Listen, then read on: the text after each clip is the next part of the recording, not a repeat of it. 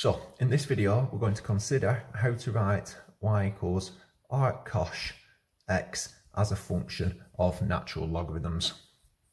So I'm going to start by writing cosh y equals x. Express cosh y in terms of exponentials, which is e to the y plus e to the negative y all over 2 equals x. Multiply up by the 2. So e to the y add e to the negative y equals 2x. Now to eliminate this e to the negative y, I'm going to multiply every single term by e to the y. So e to the y squared is e to the 2y. E to the negative y times e to the y is e to the 0, which will give me 1, plus 2x times e to the y.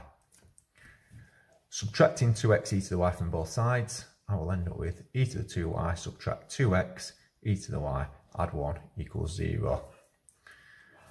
Now looking at this, we can see that it's actually a quadratic expression in e to the y, because this is e to the y squared. There's my e to the y, there's my constant term.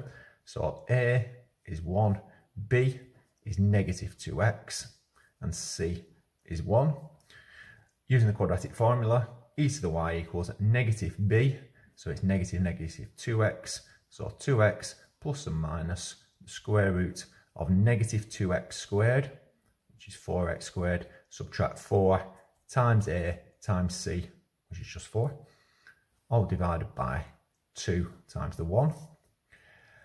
Factorising out the 4 with the square root sign, so I'll get 2x plus and minus 2 times the square root of x squared minus 1 all over 2. So e to the y equals x plus and minus the square root of x squared minus 1. Which gives me y equals log of x plus and minus the square root of x squared minus 1. Now we have to consider these two different solutions that we're getting within this log. And if we take these two solutions and add them together, so I'm going to add solutions. I'm going to add the solutions.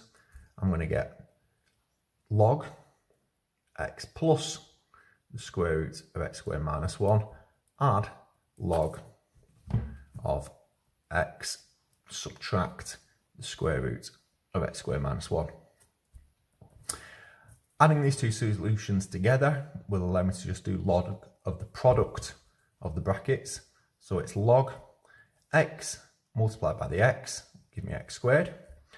X times this term in the square root is negative, will cancel with the x times this term underneath the square root sign. And then the two square root times terms multiplied together will give me subtract x squared minus 1 square rooted squared. So I end up with this, which equals log.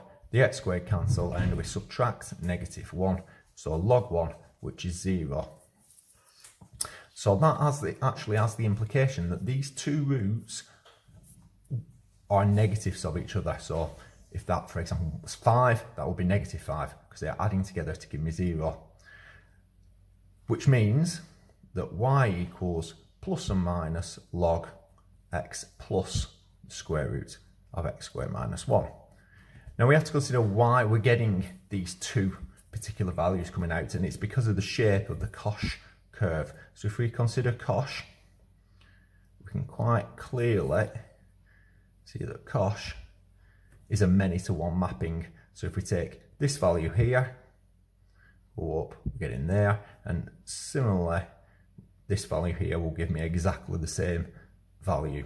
So I'm getting many x values going to one particular y value. So in order for cosh to have an inverse, I have to consider where I can make it a one-to-one mapping. So it's a one-to-one mapping for the domain x is greater than or equal to 0, in which case it would look something like this. So that means that our cosh x equals the positive value of log of x plus the square root of x squared minus 1,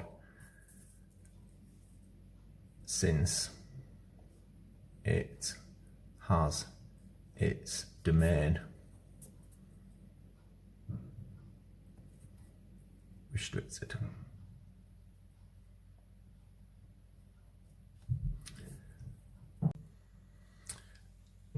So let's consider a question relating to this. So for example, if I had arcosh 2, then this would give me log of 2 plus the square root of 3. However, if I were to actually solve the equation cosh x equals 2, then in that case I would have x equals plus or minus log of 2 plus the square root of 3.